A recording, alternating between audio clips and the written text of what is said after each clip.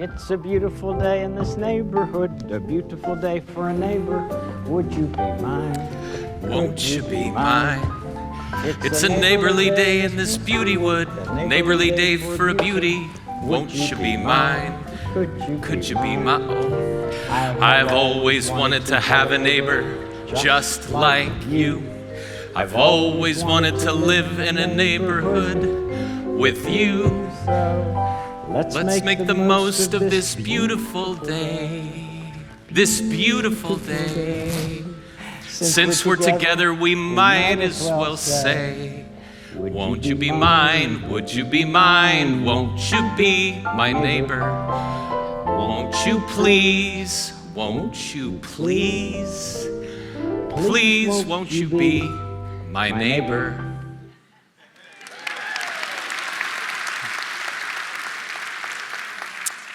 Hi, neighbor. Little wave. So my name's Kyle, for those of you that don't know me. And how many of you actually know Mr. Rogers? Ever heard of Mr. Rogers, right? Lots of you. Everyone under 25 is so confused right now and is like, this guy is the pastor of our Orange campus. We have made a tremendous mistake somewhere down. Listen, I haven't lost my mind. For those of us that know, Mr. Rogers is legendary, right? He's an author and a producer, host of Mr. Rogers' Neighborhood, long-running show on public broadcasting from 1968 to 2001, but perhaps the most important role and title that Mr. Rogers held was that of pastor and licensed minister, which is why on his educational program, it wasn't so much about ABCs and 1, 2, 3s, it was much more about who are we as people and how do we get along together in our neighborhoods in this world that is called our neighborhood, right? He tackled some of the most challenging issues for preschoolers and kids when they were growing up, showed us how to live together, tore down walls and barriers between people that would have never normally been in the same room together, right? Of different races and ethnicities and cultures, of all different socioeconomic backgrounds. He brought people together that were differently abled socially and physically and even cognitively. And perhaps one of his most famous quotes, right? The 3 keys to ultimate success. He would say, number 1, be kind. Number 2, be kind. And number 3, be kind. That's right. Way to go, 11 o'clock. You guys are sharp. You've got lots of coffee in you. You are tracking with Mr. Rogers already. But here's the thing. I think all of us can agree that what the world needs today is some of Mr. Rogers. I think as we look at the news on a daily basis, if we scroll through our social media feeds and everything around us, or even we look closer to what's happening right on our school campuses, maybe in our workplaces and stuff, don't we long for a little more Mr. Rogers and a little more kindness? It seems like just people are getting louder and opinions are getting stronger and walls are getting built higher than they ever have been in today's world. And so Mr. Rogers, we know what he would say, be kind. And he would show us a way to make even our most hated enemies our neighbors. And so that's why today, as we conclude our series, What's Love Got to Do with It, right? We've been looking at just the love of God with the past 5 weeks, just exploring first and foremost that God is love. And so to understand how to love well in this world, we first have to understand God's love for us. And how do we love him well in return? That's where we started. And then we've kind of been looking at these concentric circles of relationships that just radiate from that place. The ones closest to us, our spouses, for those of us that are married, and extending to our family, our kids. And then last week, if you were here, Chris taught us what was it like to love our neighbor. But one of the things, if you were paying attention, is that really neighbor, Jesus redefined neighbor to include anyone and everyone. Which means today, as we look, what does it look like to love our enemies? We can learn a lot by what does it mean to make our enemy our neighbor. And so as we go down this adventure, I want you to think just for a minute, who is your enemy? And some of you are like, well, I don't have any enemies. I get along pretty well with everybody. I've got great neighbors. I'm good in my workplace. I got it. But remember, an enemy is anyone who's just opposed to maybe what you believe. Maybe they think differently than you think. Maybe you feel like they're a little abrasive or kind of against you. Who are the people that you feel like make life hard? And sometimes it's not people far away. Sometimes it could be some of the people closest to you. But who is your enemy? And what would it look like? What if your enemy could actually become your neighbor, your friend? That's the adventure we're going to take today. So I invite you to grab your Bibles and turn back into the Gospel of Luke. New Testament, turn to Luke chapter 10. I'll give you a little context while you guys are flipping there. This is a place, right, where Jesus is headed towards Jerusalem. And he's far enough in his journey at this point, Jesus doesn't go anywhere alone, as you would imagine. There's his disciples, there's his followers, those closest to him that are always walking with him, but he's always drawing crowds now as well. And so he's walking on the road, he's headed to Jerusalem, and he has this dialogue about what does it mean to make our enemy a neighbor with the people around him. Luke chapter 10, starting in verse 25, it says this: "One day an expert in religious law stood up to test Jesus by asking him this question: 'Teacher, what should I do to inherit eternal life?' Jesus replied, 'Well, what does the law of Moses say? How do you read it?' The man answered, 'You must love the Lord your God with all of your heart, all of your soul, all of your strength, and all of your mind, and love your neighbor as yourself.' 'Right,' Jesus told him, 'do this, and you will live.'" This expert, right, the expert in religious law, we know he was an attorney, we know he was well educated. Some of your translations, you may know he's a Pharisee, right? So he's spiritually knowledgeable and living this out well. He's probably wealthy and influential. This guy's brilliant. And he stands up and he asks a really good question. He asks a common question, not just in that day, but in this day, and that is, what does it take to have eternal life? Like, how do we live in the fullness of life, not just forever, but even today? That's a really good question. And he asks a good question, and he gives a really good answer. He gives the right answer. He knows what we know because we've been on this journey through what's love got to do with it. His answer essentially summarizes the last 5 weeks, started where we started with, well, love begins with God.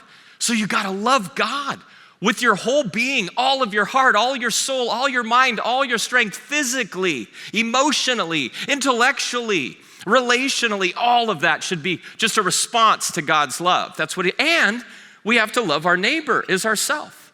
He knows that those two things are intrinsically linked, that our love for God is expressed through our love for our neighbor, and our love for our neighbor really shows and demonstrates that we understand God's love for us and the way that we love him. He knows those two things are linked together. So he gets it right, and Jesus even affirms it. He says, that's right. Just do that and you're gonna live. If only the story ended right here. We could just pray and be done. You'd save 25 minutes of your life. But it doesn't. So verse 29, the man wanted to justify his actions. So he asked Jesus, well, and who is my neighbor? You see, this man who understood the law, who understood who he was called to be spiritually, who just got the answer right in terms of summarizing all of the best life possible available to him. What he was doing is he was looking for limits on who he needed to love. He was looking for exceptions. He was looking for excuses and some loopholes. Right? He was kind of saying, yeah, but Jesus, I got it, and I know that's the right answer, but wait. Jesus, you and I both know there's some people, they're really hard to love, right? They don't deserve our love. Like, you don't love them, I don't need to love them, right? Like, these people are hard. These people that don't think like us, that don't act like us, that don't believe what we believe, I don't have to love them, do I? The most challenging people in life, he was just trying to shrink the definition of neighbor back down to being the people that looked like him and thought like him, maybe even in proximity were close to him. And that's what he was doing. And so here's the first thing we need to see is that's a really dangerous path.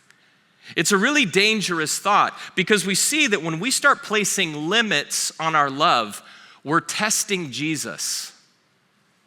We're trying to justify a life that is not the full-hearted response that God invites us into. We're testing him, and we're testing what he's invited us into as we receive his love and then extend it. And so it's a dangerous place when we start to do that. And here's the reality. The reality is I do this. I fight this. You fight this. All of us fight this, right? All of us, there's people that we dislike. There's people that we disagree with. There's people that are more challenging to hang around with or certainly love than others. And some of you are thinking, I don't know who those people are. Here's one of the easiest ways. Just when you think in your mind, who are those people? You know what I mean, those people? It's like, oh, those people. Those people that think a certain way or act a certain way. Those people that did that thing. Like those are the people that are usually hardest. Those people that cut in line at Disneyland or like to, when lanes are merging, just drive all the way up the side and then dart in and almost those people that cause an accident. Those people, right, who maybe they didn't fulfill their part of the deal on the group project in school and they let you down. Those people who a business deal went bad and they went back on their word. Those people, right, who gossip about you and have told stories that just aren't true and made your life miserable. Those people who think differently and act differently and live differently and vote differently than you. Those people. Those are the people, right, that this man is trying to place limits on, right? And so what would Jesus say to him? What would he say to us? For what does it look like to love him and love others wholeheartedly, including our enemies? Verse 30, Jesus replied with a story. A Jewish man was traveling from Jerusalem down to Jericho, and he was attacked by bandits. They stripped him of his clothes, they beat him up, and they left him half dead beside the road. Now, what the religious expert and the disciples and followers and everybody hanging with Jesus at this point, what they would have heard is, here is a neighbor that's in need. Right? So remember, this is predominantly Jewish people listening to the story, so Jesus is intentionally says, here's a Jewish man, right, that's going from Jerusalem to Jericho. And they knew that this was a treacherous road. It was dangerous. Oftentimes bandits struck and people took over. They knew that. But it's like he's one of us. He's a neighbor that's in need. He's somebody who's gotten beaten up and lying. This sounds awful because he's one of us. He thinks like us. He lives like us. He believes like us. He's pursuing what we're pursuing in life. So they would have heard, here's a neighbor that's in need. Jesus continues, verse 31. By chance, a priest came along, but when he saw the man lying there, he crossed to the other side of the road and he passed him by. A temple assistant walked over and looked at the man lying there, but he also passed by on the other side. Now, this would have been surprising. It would have slowed them down a little bit because all of a sudden, here we have people that should be neighbors becoming enemies. Here are people, some of the best, right? The priest, the temple assistant, that's like, the priests are like the pastors of the church. That's like Matthew and I just seeing a guy in need of going, somebody else has got to take care of that. You know, and walking away. The temple assistants, that's you. That's good people. Pursuing Jesus together, showing up at church, serving and loving and giving. And seeing somebody who's pursuing those same things and choosing to go, nah, somebody else is going to have to take care of that. It's crazy. Right? This is like the supernatural, spiritual Top Gun pilots of the, religious world of the day. These people would have been startled and confused because they certainly expected that they would crush it. They would get it right. And instead, they see someone in need, one of their own, a neighbor, and they choose to just walk away. Let somebody else deal with it. They're violating the critical commands that this guy just got the answer right. And all of a sudden, it's like, wait, what happened? These two people are missing the point. Verse 33, then a despised Samaritan came along. And when he saw the man, he felt compassion for him. Going over to him, the Samaritan soothed his wounds with olive oil and wine, and he bandaged them. Then he put the man on his own donkey, and he took him to an inn where he took care of him. The next day, he handed the innkeeper 2 silver coins, telling him, take care of this man. And if his bill runs higher than this, I'll pay you the next time I'm here. Now, this would have been incredibly startling to that religious expert and to all of the people listening. Because all of a sudden, we have people that are sworn enemies becoming neighbors in the story. I love the New Living Translation of this passage because it puts the word despised before Samaritan, because I think it's hard for us to understand how culturally, how totally opposed and how much hatred existed between the Samaritans and Jews in that day. The Jewish people hated Samaritans. They were heretics. They didn't come close to believing any of the same things about God or about what it looked like to follow God well in the world. They didn't believe anything in their book. Culturally, they were totally different. And so they hated them. They persecuted them. There were seasons where even the Jewish leaders would kill the Samaritan leaders. And the feelings were all mutual. It wasn't just one-sided. I mean, they were absolute enemies, total disdain for one another. And here, it's startling and would have stunned the crowd because Jesus is taking and making their most hated enemy the hero of the story, making him the neighbor. He's taking one of those people and basically celebrating him and saying, look, this is the guy who gets it right. And not only that, he spells out once again what love for neighbor truly looks like, just so there's no misunderstandings, right? He says, you think about the way that he just described in intricate detail the way that this Samaritan cared for this Jewish man. The fact that he saw him and that he was moved in his spirit, moved with compassion, and he went towards him. But he didn't walk away. He actually started taking things from his own possession to make sure that he could care for him. He describes olive oil and wine, two things that were really expensive in that day. And he uses those to help soothe the man. And then he takes him, right? This would have taken a long time. He uses his time. He uses his energy. He uses his resources. He pays for a hotel room for the night. And not only that, he stays with him. It says the next day he gave the innkeeper the money and he said, I'll be back through here again. Somehow he had relationship probably with this innkeeper.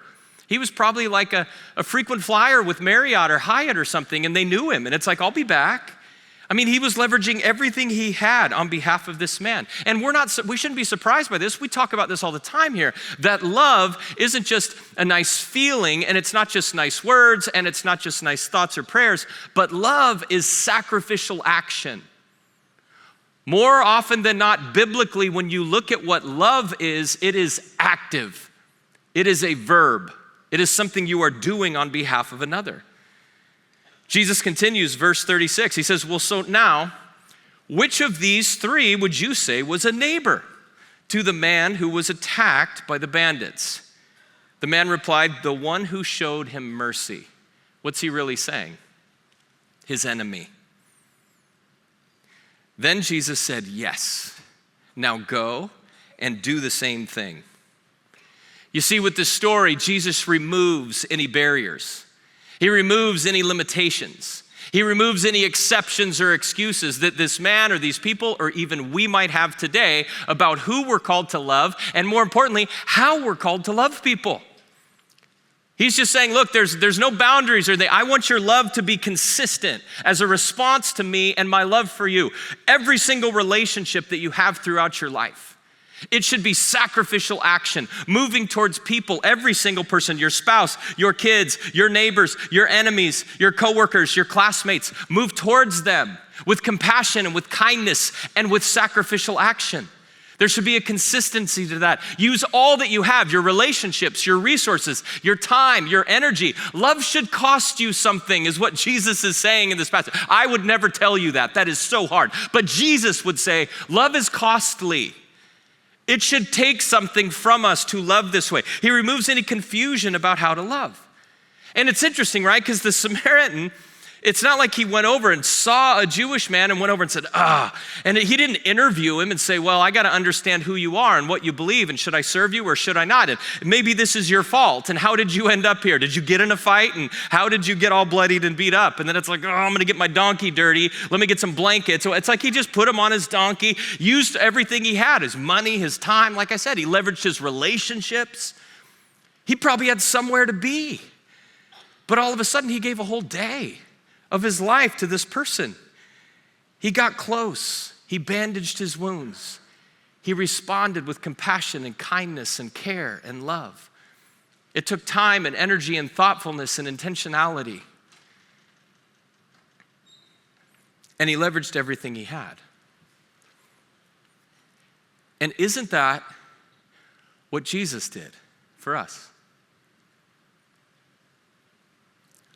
I mean, lots of you are familiar with Philippians 2 and just the whole story of Jesus in the gospel. If not, just read it for extra credit when you get home. But Jesus, all the authority, all the power, everything he had, leveraged on our behalf.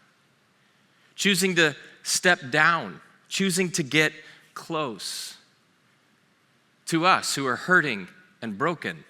And they can't find our way through life, let alone back into a relationship with God. You can't earn it. You can't power up and muscle through it. The desperate things we go through in life, we can't make our way. And isn't that what Jesus did? He comes close. He leverages everything he has for us.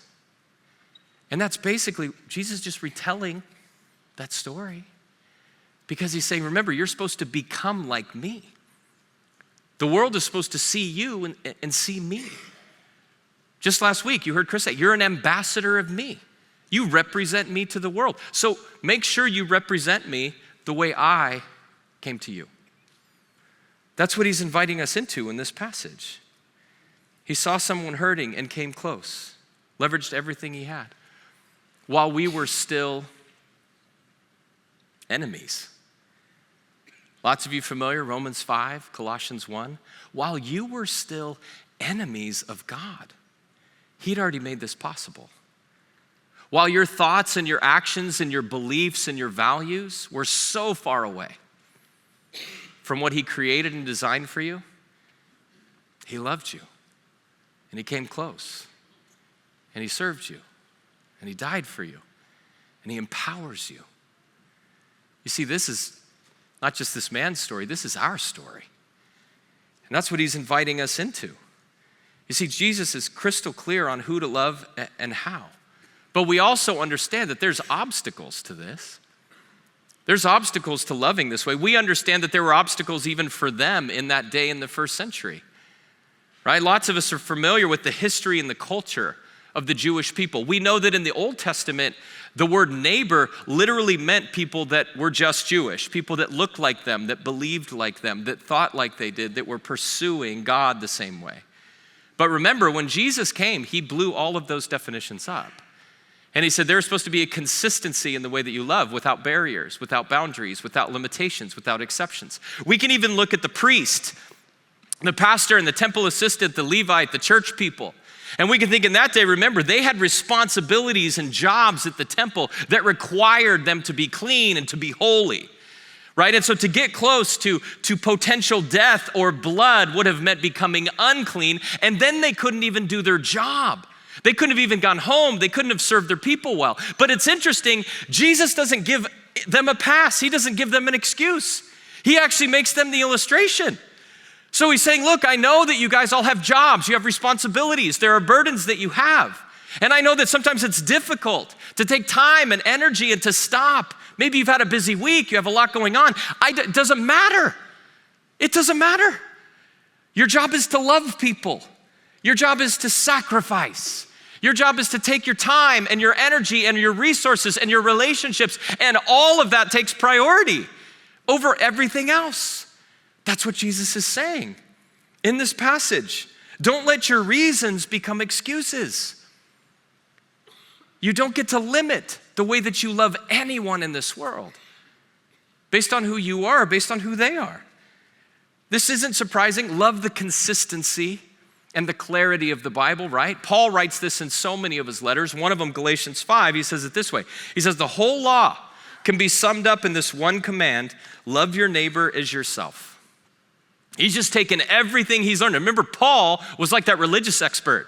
He was educated, he was wealthy, he had power, he had position, he had authority, he had everything at one point in his life, and he dies with nothing because he learned to what? Love like Jesus. No limits, no exceptions, no excuses. So who's your enemy?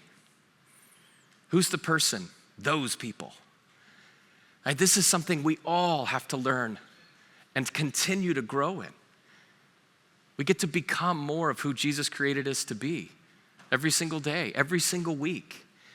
I understand this well as a pastor, right? Not just today, but I grew up in the church. I was one of the temple assistants. I'd show up at church. I knew the stories. But when I was younger, both in my faith and in my age, I was really focused on just personal holiness and just insulating myself from anything that might get me dirty. It's like, I just gotta work on being good. I gotta be right. I can't get close to things. And over time, as I started shedding, because what would happen is that would turn into judgment. It would turn into criticism. It would turn into me pointing fingers and being critical of other people that didn't think like I thought or believed what I believed or looked like me or acted like me. And I was just retreating and building walls. And over time, God just helped me start tearing down these walls. And instead of just being critical, I would become more compassionate. Instead of being judgmental, I started becoming more curious. And I'd start moving closer to people that I saw that were angry or frustrated because they're hurting or they're broken or they're sad, relationally or spiritually, or even vocationally. People without the physical resources that I had in life, I'd move towards them, get to know them, build relationship, ask questions, find ways that I could leverage who I am and whatever I am to help them know that they were seen and they were loved and they were valuable because they're created in the image of God. And God really loves them. And maybe that's just what you need to hear today. Maybe you're just exploring faith in Jesus and church and Christianity. I just want you to know God really loves you. Jesus loved you before you ever knew he existed or before you ever knew you were going to come here. And that's who we're called to be, people that share that hope, that message through sacrificial action, by taking our time and our energy and our relationships and our resources to help them feel seen and known. So how do we make enemies our neighbors? What would this look like practically? Well, we've already been given the solution by Jesus. This is the call and the invitation. And you might remember the religious expert, he asks this question and then he gets the answer right. He just says, well, remember, it's the one who did something, the one who showed mercy, that compassion that turned into sacrificial action. And then Jesus says this, he says, yes, now go and do the same. It's like, you got it right. You said it right at the beginning. You understood my story. Seems like it's crystal clear. Now go and do. Just go and do the same thing. You see, it's interesting because there's three different people that are responding to the hurting and the helpless and the broken and the bloodied man, right? There's the priest and there's the temple assistant and there's the Samaritan. There's three people, but there's really only two responses. There are people who see and do something, and then there's people who see and do nothing. There's only two kinds of people. People who see and do something, and people who see and do nothing. And Jesus is saying, that's right. So be someone who sees and does something. That's all he's saying. This is the invitation. Be people that are willing to activate your love. Be people that are willing to act on the compassion that I'm stirring in your heart. Be people that are willing to put that into action and make it more than just thoughts or words or prayers. Make it that you get to love people sacrificially, including the enemy, including the person that doesn't think like you or act like you or believe like you, the person that makes life hard for you. Yeah, that person, love them well. Do something with them, for them. Or people who see the pain, people who see the brokenness, people who see the damage, people who see the frustration, people who see the anger, and you just say, I'm gonna leave that to someone else. I'm gonna cross to the other side of the road. I'm gonna stay as far away from that as I can. Like, that's it. There's people who see and do something, or people who see and do nothing. And this shouldn't be surprising that this is essentially the heart of the story that Jesus is talking about, because he talks about this all through the Gospels. He talks about this in Luke, about 4 chapters earlier. When Luke's capturing some of his Sermon on the Mount in Luke chapter 6, this is Jesus. He says this, but to you who are willing to listen, I say, love your enemies, do good to those who hate you. Isn't that great? I love that he added that second part, right? Because he didn't just say love your enemies, because then he'd go, well, then people get to decide what love means. And we might turn it into a nice note. We might turn it into a gift. We might turn it into something. I'm going to think about doing something, whatever. But he goes, no. Here's what I want you to do something. I want you to do some good. I want you to live and love and serve sacrificially. It should cost you something. That's the way I want you to love. Jesus, essentially, what is Jesus saying? He's saying, please, won't you be a neighbor? Please, won't you be a neighbor? When you see someone hurting, when you see someone frustrated, when you see someone in pain, when you see someone that has a need physically or spiritually or relationally or other that you can help meet, please, would you be a neighbor? Would you help find solutions to the problems that exist in the world? Instead of avoiding them or maybe even pouring gas on the fire, please, would you be a neighbor? See, this is the invitation that Jesus is giving us. Do good, be moved by compassion, not by criticism. Please, would you be a neighbor? But it's not just that.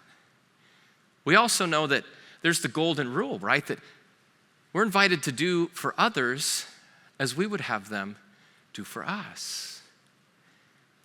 Because we know that there's going to be moments and times as we go through life, maybe for some of you even today, where you're lying on the side of the road and you're wounded and you're broken and you're hurting. And it's in those moments that all of us cry out, please, won't you be my neighbor? Won't you be my neighbor? There's times, there's places when I look back at my life, darkness, deep valleys of loss, and pain, and confusion. You know what I wanted? You know what I longed for? A neighbor. And I had some. There were people that would come close. There were people that would carry my wife and my family and I. They would meet needs physically or spiritually, needs of encouragement. They didn't just text me once. They would show up with letters and read them to me to my face. They would take me outside and take me on walks and remind me of who I am and who God was and that He's not finished. They would help walk us into healing and hope. And it took time, and it took energy, and it took resources, and it took sacrifice, and it took them away from things that they could have been doing. But they chose to be my neighbor.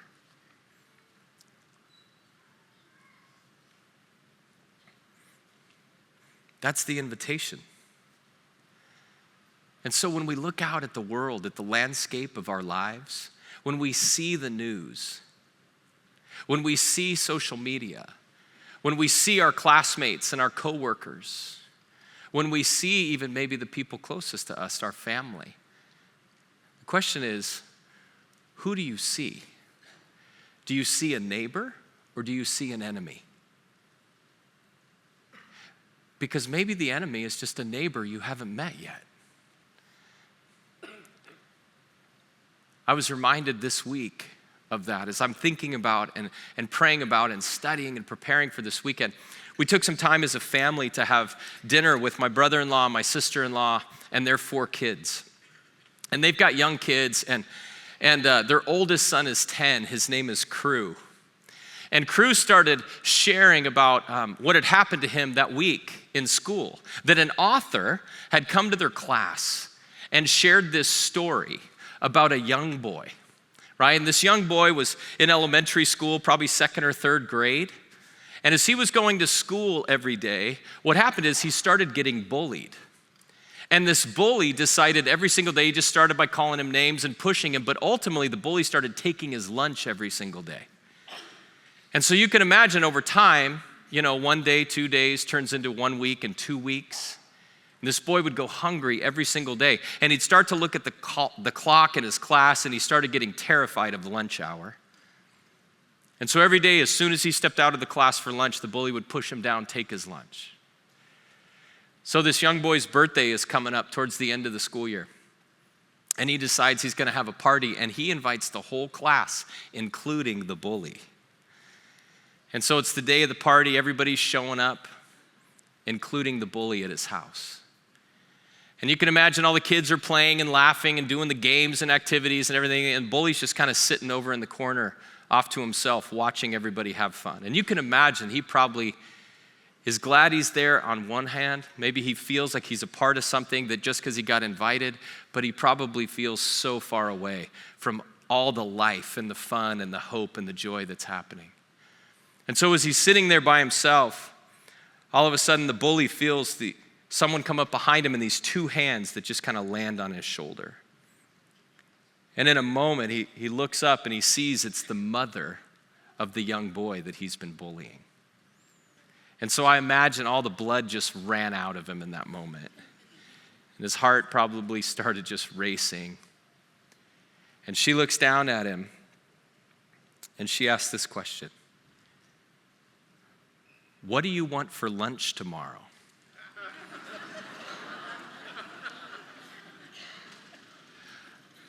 "I hear that you like my lunches."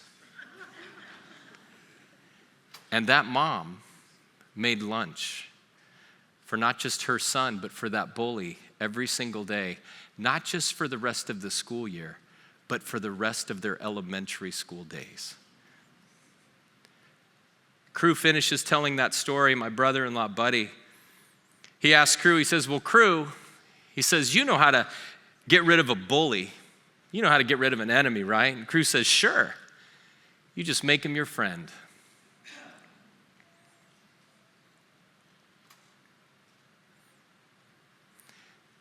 I think it all begins with, what do we see? When you look out at the landscape of this world, when you look out at the landscape of your life, what do you see? Do you see enemies, or do you see neighbors? Let me pray for us.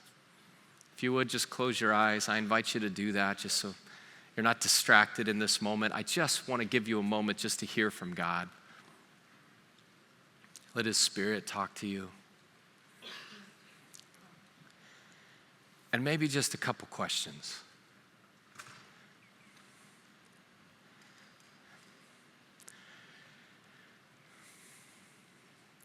The first one is, who's your enemy? Who's hard for you to love?